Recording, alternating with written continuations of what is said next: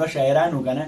هغه یو بل ته کلام وایي هغه بل ته ودانګلی هغه یو زما د دیوان نمبر دی نو بلال راته د چا کلام وایي په ښه اواز کې ترنم کې بلال جانه ارشاد غوږ وږمه ظفر ناز صاحب یو غزل دی افغان صاحب تاسو یې ډالۍ وي ارشاد زما په خپل ذاتي ډېر خوښ دی رازونه به د مینې راسپړدل غواړي جانانه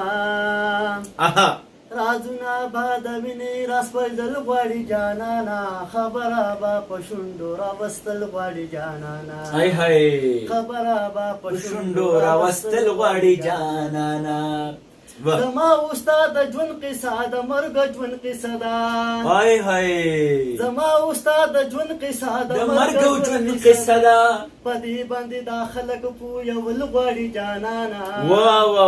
په دې باندې دا خلک پویول غواړي جانانه خبره به په شونډو راوستل غواړي جانانه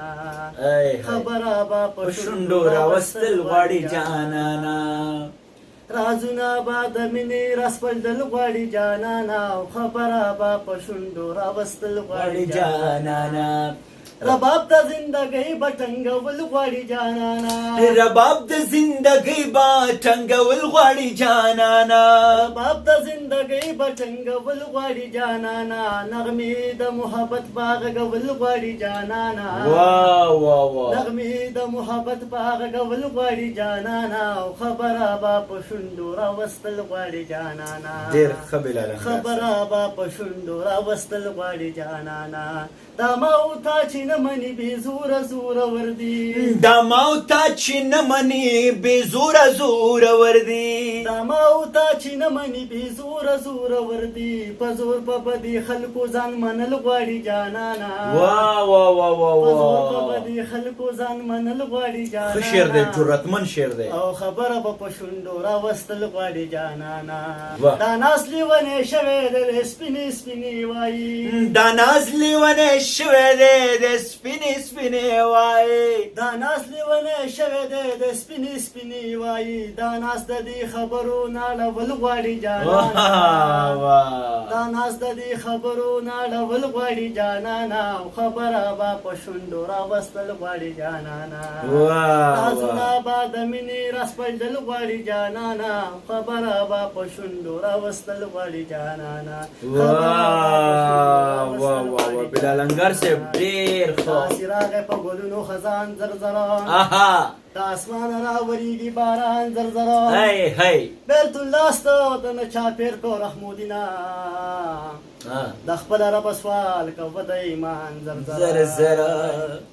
په تور سازرې ورله ډبل ستارې کړي دي دا ورله بیبي کړي دي د چا په تور سازرې ورله ډبل ستارې کړي دي دا ورله بیبي کړي دي د چا دپاره چې ماښام ورکره لاړمه زه یې د کور خوا کې ولاړمه زه یې د کور خوا کې ولاړمه او زار زار زارای د لرې لرې نه یې ماته اشارې کړي دي ورله بیبي کړي دي د چا دپاره ورله بیبي کړي دي د چا دپاره تو سازرې ورله ډبل ستارې کړي دي دا ورله بیبي کړي دي د چا دپاره زه چې ماښام ورکره لاړمه زه یې تنور خوا کې ولاړمه زه یې تنور خوا کې ولاړمه او زار زار زارای مورې کور نه به مای د لور سره پیړې کړي دي پیړې کړي دي ډېر ښه خبر جانان لوي سوي کوي سې د مجبورو مې ورته مه وایې حلونه او د شونډو پاړ مې ورله یوسئ نو او که جانان خدای رسول منی نو را بشینا او که دې وطن را سره پرېښو نو که پرېښو لکه خارو په چوارو به دې ساتمه یې بازار ته ورشه لرګې خرڅ که نو او ما ترې وړې ځان ته پولې راوړمه ینۍ که دې وطن را سره پرېښو که پرېښو نو او لکه خارو په چوارو به دې ساتمه او وطن د مور او پلاره خوږ دی و جانانه درې واړه پرېږدم تا سره زما او څوک چې د یار کلي ته لاړ شي دا بې دیدنه چې راځي نو بیت دې شي نه او دیدن د سر په بدله دی